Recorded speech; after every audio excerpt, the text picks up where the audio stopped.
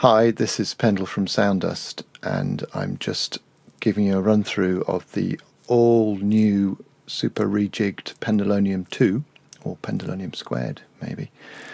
This is an update of a previous one of my instruments, and I just need to show you the new things about it. First thing is the old things. You may have noticed that the Pendalonium isn't actually a real instrument. It's something that I've invented. I had to call it something, and I guess my ego a little bit got the better of me. But it's what it is. It's my intention to kind of create a new hybrid instrument out of different other instruments and come up with something kind of new and slightly different sounding. It's deliberately, it's about character. It's not a big, lovely, glossy kind of plastic sounding thing that you can hear on huge epic Hollywood scores, although you'd be surprised who does use these things. But it's kind of, gnarly, deliberately small and gnarly.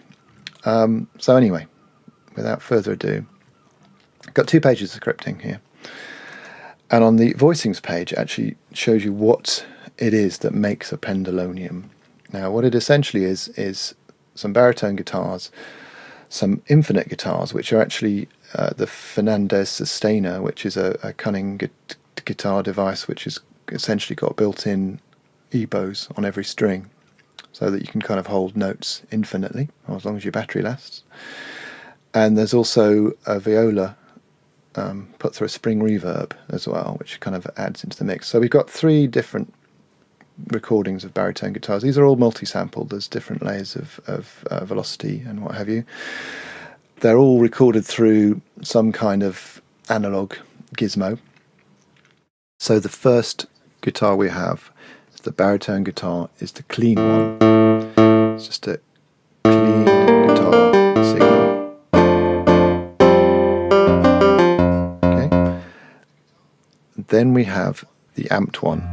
A little bit more gnarly, recorded through a valve combo. I'm not a great keyboard player, so this might hurt, but I'm doing my best. We've also got another one that's been put through a Roland Space Echo. It's a 501 with chorus on full, so it's a kind of it's got tape wobble and chorus, proper analog chorus as well.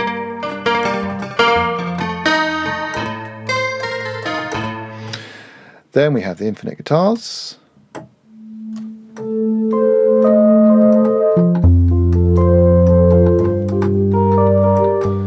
infinite guitar 1 and 2. They all have slightly different qualities.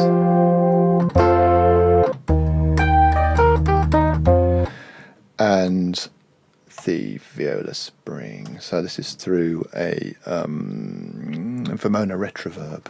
So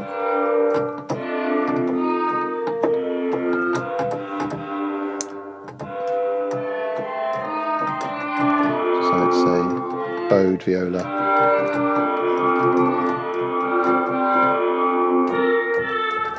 I did warn you about the keyboard playing. Add them all together. Put them all back up to a random level, and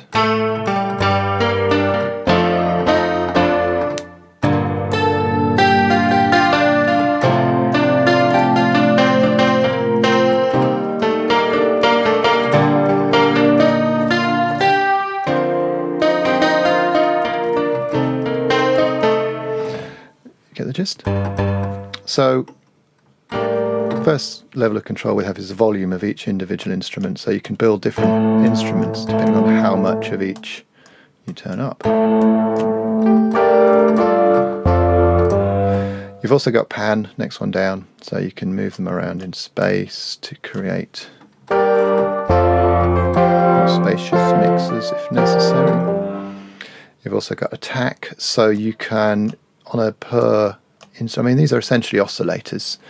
On a per oscillator basis, you've got a basic envelope as well, so you can make these fade in more.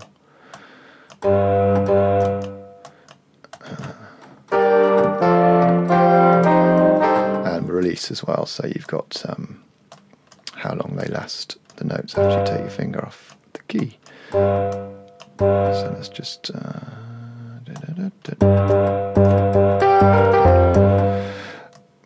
okay, so you've got that's essentially your oscillator page or your voicings page. That's the individual recorded instruments. And then on the Pendalonium page you've got an overall amplitude envelope for the whole instrument. So we can make small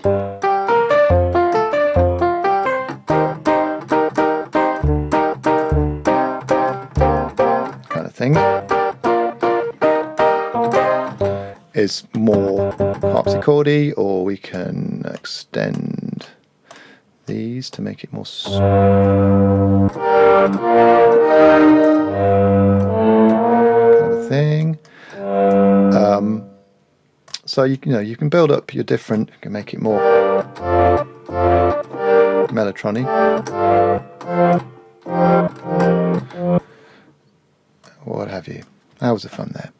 Then we've got a kind of EQ section, got a high pass for cleaning up bottom end.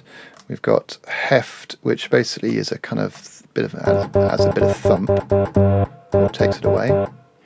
Honk adds a bit of kind of mid, or takes it away. And shine adds some more high frequencies, or takes them away. They're quite deliberately quite subtle, because you've all got your own EQs anyway. Then we get into the gnarly section. Grime adds. I like a bit of dirt and a bit of filth and a bit of grunge, which has its uses.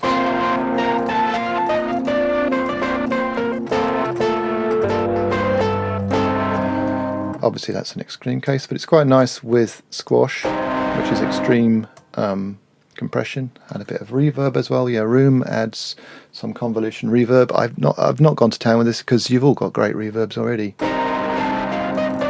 It's extremely grunged up. And I haven't mentioned rotor yet, because if you hit the mod wheel,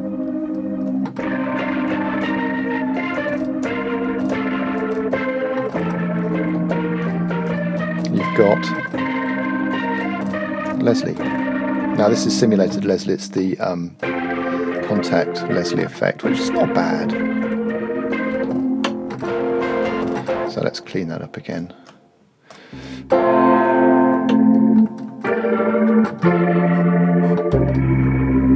See?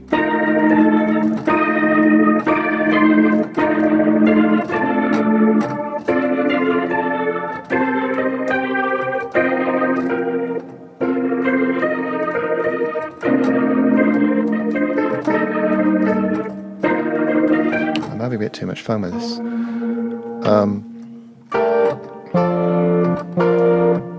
Do you know what I mean? So that's essentially it.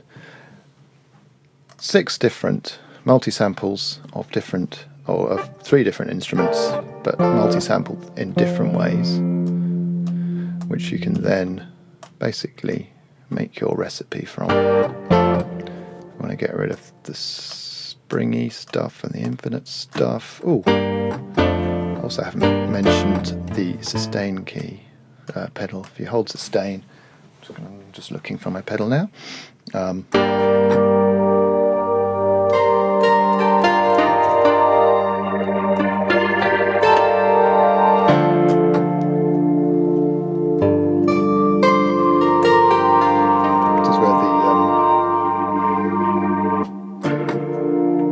This is where the infinite guitars come in handy.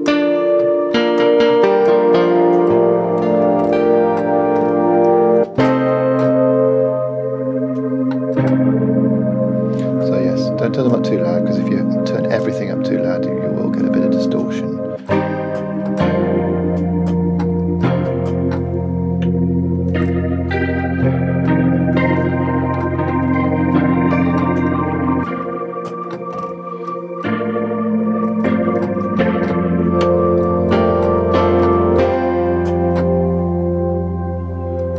So I'm actually, as you may be noticing, if you look at the mod wheel here, here. You can see what I'm doing. I'm adding bits of mod wheel in.